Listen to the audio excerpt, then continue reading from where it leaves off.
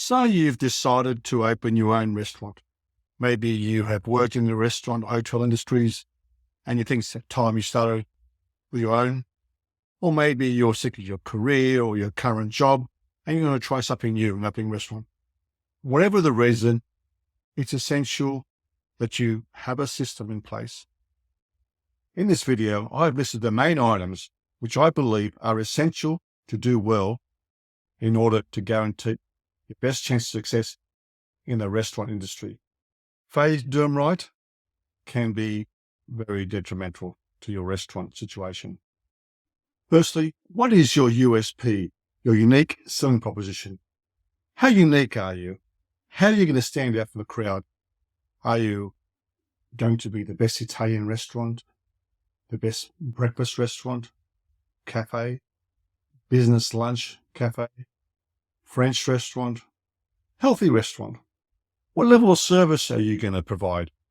You've got to pick your customer avatar, the ideal customer. What is the age group and the demographics of that particular customer? That is what you're going to aim for. You're going to be the best in that particular group of customers. And this is how we go about it. Firstly, ensure you've got finance in place. You need money, enough to cover your setup costs, bond for your rent if you rent premises, money for, say, 6 months trading costs. It's very unusual to open a full house the first week. It does happen, but you've got to cover yourself for bad periods. As well as that, you may start off okay. There may be a period where things don't go as well, like we had the pandemics. There could be a strike. There could be some sort of economic situation which slows things down a bit. You may have an expense coming up, a piece of material breaks down, or you may need to do a renovation, or whatever reason, you've got to be ready for that rainy day. So ensure you've got some cash there, just in case. Have a good accounting system in place. Ensure the right business structure. Is it a partnership? Is it a sole trader? And if it, make sure you negotiate with your partner what each partner has to do. Partnership disputes are very common in all businesses, more so in the restaurant industry. Have you got the same common goals? Have everything written down. Have some contract arrangement around. Things change, situations change. Maybe your partner may have financial problems and other matters, may have other partnership problems with their marriage, or they may get tired and they want to leave, for whatever reason. There's got to be some sort of exit plan thought out beforehand, because unfortunately, these things happen in the restaurant industry.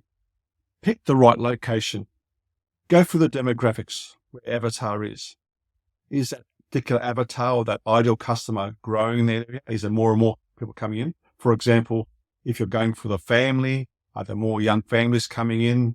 It's an older crowd. Are there more retirees? Is the local area becoming older? Is it becoming more affluent? Is it becoming more health conscious? Do your homework to ensure that you've got plenty of your ideal customer. And also look at the opposition. Is there a hole in the market? If there's a lot of people doing the same thing, you may think of it. Again, there could be a lot of people doing the same thing, not doing it well. That is a good thing. So a lot of restaurants are managed badly. That's a good advantage for you if you do things right. So look at the situation. Negotiate the ideal lease. Now, people just go in and just accept whatever they're given. I'll take a 3x3 or a 4x4 or a 3-year lease. Never think about the future. Have a situation where you may want to expand in 2, 3, 4, 5 years' time. You may want to expand in the same area you've got. So you may lease a large area and maybe sublease part of it for a certain short period of time. Or you may be in a situation where after 2, 3 years, you think, well, maybe if this becomes successful, I may look at moving somewhere else, a larger location, maybe a slightly different location, maybe a view, or whatever the reason. Plan ahead as much as you can. You can't always predict the future, but give yourself some options. If you can, having that flexibility down the track is really good to have. Also, the value of your business depends on the lease. You've got no lease, you've got no business. So talk to your restaurant property specialists, discuss their situations. When you do projections, you take this into account. Ensure that you can have all your licenses and paperwork, approvals, etc. in place. You may need to do special courses like in food handling or responsible service of liquor, as well on top of your current restaurant or hotel qualifications you have. Work with your restaurant coach and lawyer to ensure all your legal obligations are covered. Try to have a good relationship with your landlord. Obviously, it depends what type of landlord you've got, but landlords generally interested how the business is going because basically you do well, you can pay rent, they can pay the debt off, everyone's happy. Many landlords feel that it's a prestigious thing to have a restaurant in their premises. And in some ways, they feel part of it. So let them know, keep in good contact, well, how things are going. Maybe you can negotiate extra work to repaint the exterior of the building or to help you in the interior decoration to make the property more upmarket, more prestigious for them. Make them feel good because that's the way you approach it. They feel good about it. Your customers feel good about it. Everyone's happy. What can you negotiate with your landlord? You can flexibility of a longer lease at a certain period of time if you just started, or whatever it may be. Maybe you can do a deal. You want to do something to the restaurant, maybe redecorate the front, the inside, the reception area. And you say, "Look, can you help me with this when I'm staying for another 10 years time? Can we do a deal?" Maybe the landlord could pay for it. You can maybe agree to pay a higher rental. You win because you get a cheap sort of loan. They win because you pay higher rent and improves the value of the property because properties are sold by their yield, the return on investment. Discuss all these things with your landlord, not directly, but indirectly in a way. And they're business people and do what you can to make things better for yourself and try to make the landlord part of it, if possible. Some landlords are not negotiable, but you'll find that many landlords, if you sit down with them, discuss the advantages for them, it could be a win-win situation for parties. Good design is essential for any restaurant. Ensure that the place is well designed, at the same time being very functional and easy to maintain. Does a place flow well with your service standards? Have you thought about staff movements, those extra tips from the kitchen or from the bar to the restaurant? These extra seconds here and there, an extra few meters walking here and there, all add up to time. Time is money, increase wages. If you can design your restaurant that you're saving on an extra waiting person, an extra possibly kitchen hand, or whatever it may be, makes a big difference. You're talking hundreds, if not thousands of dollars a week. So these things may seem trivial at first, but they all add up. So work with your designer, your restaurant coach, your manager, or whoever you've got that working with you to ensure that you look at these things. And maintenance. You want a design that's easy to maintain. You may pay a little bit extra to get something more robust, but look at the situation because basically a track, you've got to upgrade this area. Have a situation that's easily cleaned, easily maintained, and have a good maintenance plan, like a checklist, what you have to do, regular cleaning, have a service contract with contractors, and that sort of. Look at ways of keeping energy costs down. What energy cost savings can you have in your restaurant to ensure that your costs are lower? Regularly check with energy providers to see always get the best deal. Always check up the prices. there's a price increase, do a comparison with other suppliers. Make sure you're getting the best possible deal. Talk to your electrician or your plumber or your other service providers. See if there's ways of improving things, saving water, saving electricity, saving gas. Have good storage. Make sure it's accessible from the kitchens and delivery area. So it flows delivery, storage, kitchen, or wherever it may go afterwards. Adequate freezing if you have frozen items. Cool rooms. How are you going to buy it? You buy more frozen things or refrigeration. Utilize the space as best as possible. Make it easy to get to. Ensure you've got a consistency of good food. Buy well. Talk to your suppliers. Have purchase specifications. You're getting the exact same thing all the time. So if you have good things coming in, produce a good product.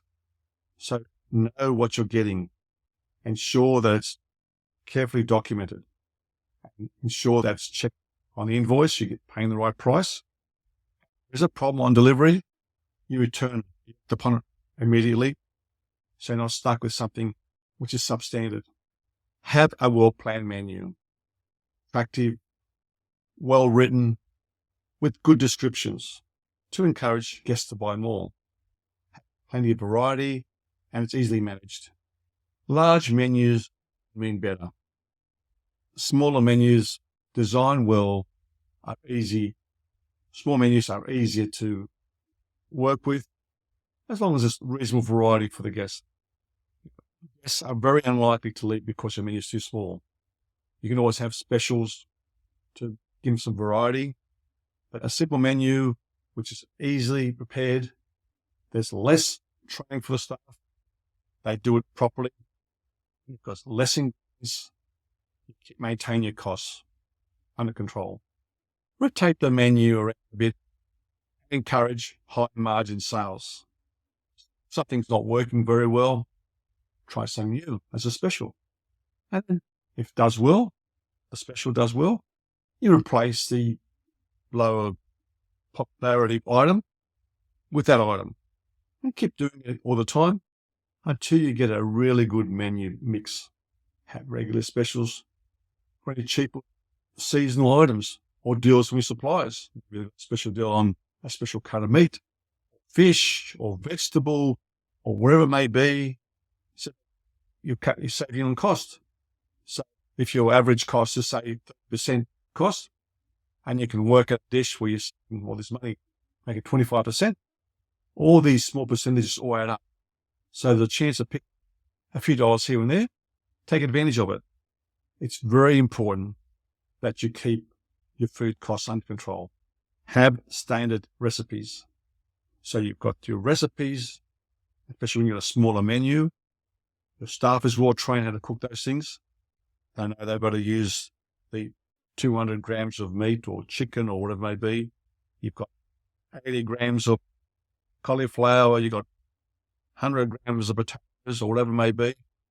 And what your cost will be for everything. Cost percent particular, it's the same size. You're purchasing right. So everything's coming in exactly the same and you're cooking exactly the same. And more importantly, it ensures that your system product and a customer gets what they got last time. Nothing's worse than going to a restaurant and seeing the item you chose last time and encourage your friends who came along with you this time is not the same standard it was when you came last time, when you enjoyed it. Look at the situation. I go back to the McDonald's model. Doesn't matter what place the Big Macs are the same in every city of the world, basically. KFC are all the same. They've got specifications, they've got standard recipes, they've got well-trained staff to ensure they are cooked the same way all the time. And the results are there all the time too. It's different. Yeah, restaurant, a bit more complex than these simple things, but it's the same system.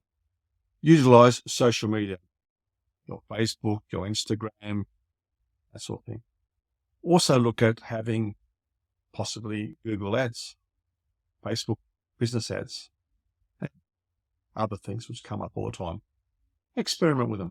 What's working for you? Ensure that your Google business page is set up properly. It's free. Ensure your Google business page is congruent with the website. Make sure your website is designed properly. Have separate sections on your specialties. So if you're cooking Italian meals or your degustation or whatever it may be, they're in separate sections so that it's easier to find. So look for a degustation menu, look for an Italian restaurant, look for a restaurant in a certain suburb. It's easily findable. Make sure the address is set up the same way as well too. And all the other sites you're on, like TripAdvisor and all the other ones. It's one of the first things many customers look at, or new customers look at, to come to your restaurant. Try to push it as high up as possible on the rankings or your local area or top cuisine in a local area. So it works with marketing. Stay close to the local community. Your schools, your religious groups, your clubs, and whatever. Be part of the local community. See whether you can possibly work in partnerships with them. For example, the local businesses near a movie theatre, have a deal, theatre and meal deal. Local businesses, maybe open your place up to Chamber of Commerce meetings, mastermind groups, club meetings, Toastmasters, religious groups, special offer, special menu for these groups, which bring their friends along, people get to know your product, and they come on their own on weekends or in evenings with their partners to sample the rest of your menu. Encourage customer feedback. Encourage reviews. When you talking to a customer, especially after the end of they had their meal, how was the meal? I tell you, it's very good. We enjoyed it. It was the best meal. We loved the chicken dish. We loved the dessert and that sort of thing. Great. After they walk out of the restaurant, send them a text or an email. You've got their details. Ask for a review. Have the link there for a Google review or a TripAdvisor, wherever it may be. Encourage reviews. The best time to get them is when it's fresh in their mind. Otherwise, they forget about it the next day, next week, next month, and disappears. Reviews are very important as well. Support local charities. Getting food, maybe, special functions, donations. Maybe you can have a raffle ticket for the school fete or school dance, maybe. A raffle ticket could be a dinner for 2 or 4 or whatever it may be, a free course or some sort of deal with local schools or local charities so they can try it out and then keep coming back again and again. Be part of the community. Ensure your staff is well trained. Have good job descriptions and review job descriptions. They do change. You may change the menu or the setup of the restaurant. Encourage feedback from your staff to make things easy for them. Identify problems. Keep staff happy. Establish some sort of career plan if possible. Encourage upsells. Train your staff to be marketing people. Help you get more sales. Be nice to your customers. And reward them accordingly. They will be part of it. They've got inside knowledge of what goes on in your place.